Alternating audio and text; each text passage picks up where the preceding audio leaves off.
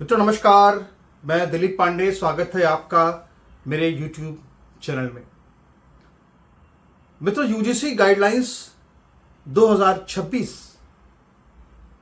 ये कितनी खतरनाक हो सकती है,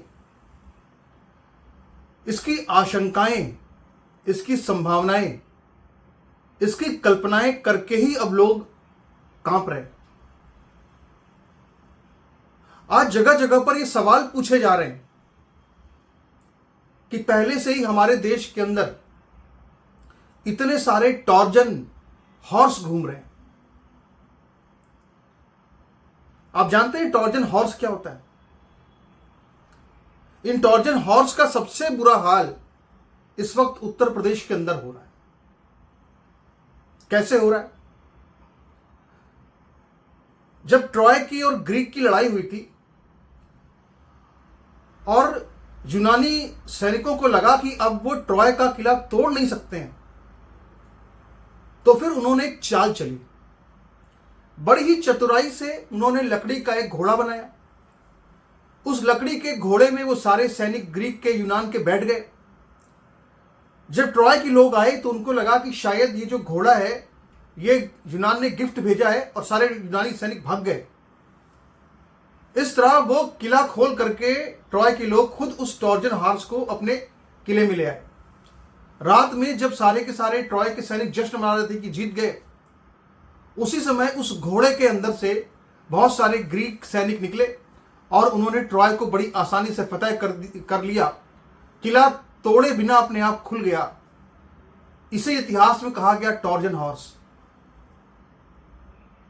हमारे देश के विश्वविद्यालयों में यूजीसी गाइडलाइंस के माध्यम से इसी तरह के टॉर्जन हॉर्स को अंदर घुसेड़ा जा रहा है, जो पूरे विश्वविद्यालय की, तमाम विश्वविद्यालयों की पूरी व्यवस्थाओं को पूरी तरह से भंग कर देगा।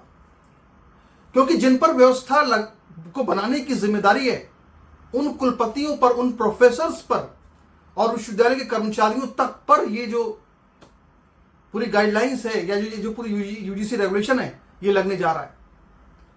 यानी एक जंगल राज की स्थिति होगी। इस तरह का कानून, ये एक अधीनस्थ कानून कहेंगे इसको। नोटिफिकेशन मतलब अधीनस्थ कानून बनाया गया। और आज जब हम तमाम परिस्थितियों को देखते हैं कि हमारे देश में क्या हो रहा है, तो हम कल्पना भी नहीं कर सकते कि आखिर ये जो यूजीसी गाइडलाइंस है ये कितना जबरदस्त तरीके से प्रहार कर सकती है हमारे देश के पूरे हिंदू समाज पर। मित्रों, मुंबई में एक ऐसी घटना सामने आई जिसने कि हर किसी को चौंका दिया है। मुंबई के अंदर विरार में एक विश्वविद्यालय है जिसका नाम है विवा विश्वविद्यालय। और इस विश्वविद्यालय के अंदर गरबा के कार्यक्रम का आयोजन किया गया। अब यहां पे बहुत सारी हिंदू लड़कियां आकर के भक्ति के नृत्य कर रही थी, गरबा खेल रही थी। उसी दौरान वहां पे दो मुस्लिम लड़के जिनका नाम था फैज और शाहिद, इन्होंने हिंदू लड़कियों के वीडियो बना लिए, उनके फोटो खींच लिए और फिर इसके बाद उन वीडियो और फोटोज को सोशल मीडिया पर अपलोड करते हुए बाकायदा ये लिखा कि एक भी लड़की बचनी नहीं चाहिए। यानी सबके कौमार्य को भंग कर देना है, किसी को बचने नहीं देना है, सब बहुत सही माल है और किसी को भी बचना नहीं देना है। इन सबको जो है, इन सबसे दोस्ती करना है, सबके नंबर लेना है। इस तरह की बातें, अश्लील टिप्पणियां, बेहद अश्लील टिप्पणियां चल रही थी। और ये सब उसी विश्वविद्यालय के अंदर हो रहा था। यानी कि विश्वविद्यालय के अंदर दो टॉर्जन हॉर्स घूम रहे थे और किसी को पता भी नहीं। टॉर्जन हॉर्स के बारे में कोई जानता भी नहीं कि आखिर ये क्या हो गया है, ये हो क्या रहा है हमारे साथ में। और इसका खुलासा तब हुआ जब ये दोनों, फैज और शाहिद, डिस्कॉर्ड नाम के एक एप्लीकेशन पर चैट कर रहे थे। संयोग से उस विश्वविद्यालय के एक छात्र ने भी इसको देख लिया, जो कि हिंदू था। उसने इसका स्क्रीनशॉट ले लिया और इसके बाद ये स्क्रीनशॉट जब उस यूनिवर्सिटी के अंदर वायरल होना शुरू हो गए, यानी लड़कियों की तस्वीरें वायरल हो रही हैं, उस पर इनके फैज और शाहिद के कमेंट गंदे वायरल हो रहे हैं, यूनिवर्सिटी में तनाव फैल गया। सिर्फ तनाव फैला, ये हिंदुओं की सहिष्णुता है और कुछ नहीं हुआ। इसके बाद क्या हुआ? हिंदू संगठनों तक मामला पहुंचा। हिंदू संगठन एक्टिव हुए, इसके बाद पुलिस को एक्शन लेना पड़ा, और जब जांच पड़ताल हुई तो पूरा किस्सा, पूरा मामला खुला। ये भी क्या, ये भी एक ट्रोजन हॉर्स है। अब ये शाहिद और फैज अगर ओबीसी हो सकते हैं कि ओबीसी हो, तो क्या इनको जो ये यूजीसी रेगुलेशंस 2026 आ रहा है, क्या इनको एक हथियार और नहीं मिल रहा है? फिर उनको छुप छुप कर वीडियो बनाने की जरूरत भी नहीं पड़ेगी। ये जो यूजीसी गाइडलाइंस है, ये तो खुद उनके हाथ में हथियार दे रही है कि तुम शोषक हो।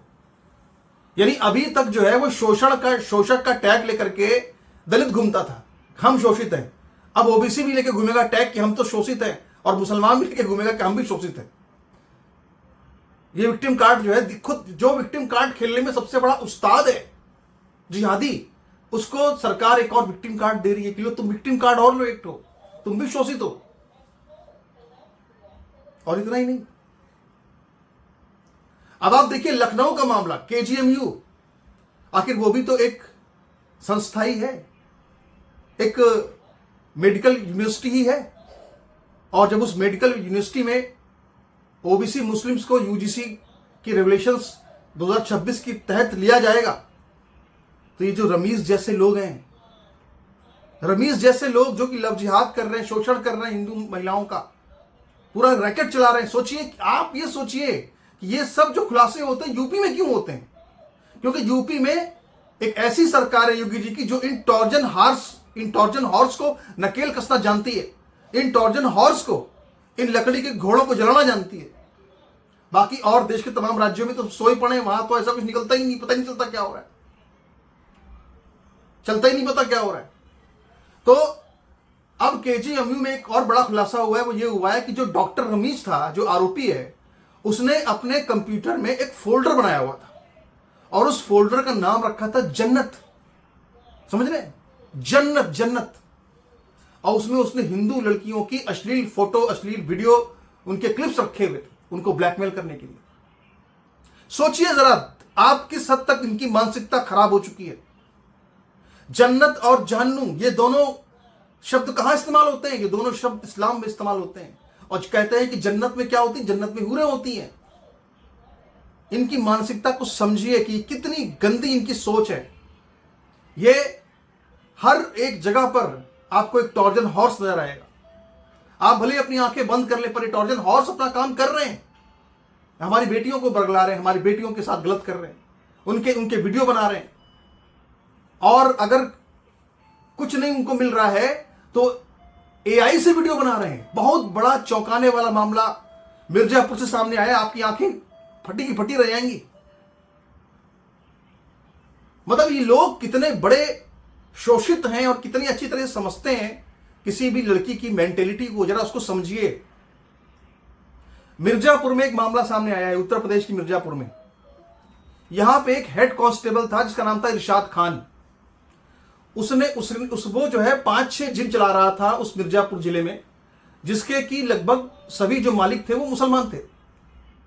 इरशाद खान जो हेड कांस्टेबल वही सब चला रहा था, और उस जो वहां पे 5-6 जिम चल रहे थे, उन सभी जिमों में आने वाली जो हिंदू लड़कियां थी उनके चुपके से फोटो खींचे जाते थे, और इसके बाद उन फोटो को वो जिम मालिक अपने साथ फोटो को रख करके उनको एआई से उनके अश्लील वीडियो बनाते थे, और फिर उनको वो वीडियो दिखाते थे लड़कियों को कि देखो तुम्हारा वीडियो बन चुका है, तुम्हारे पिता तक कंप्लेन जाएगी, तुम्हारे पति को बताएंगे, तुम्हारे भाई को बताएंगे, तो तुम्हारा हाल क्या होगा, तुम्हें घर से निकाल दिया जाएगा, तुम बर्बाद हो जाओगी।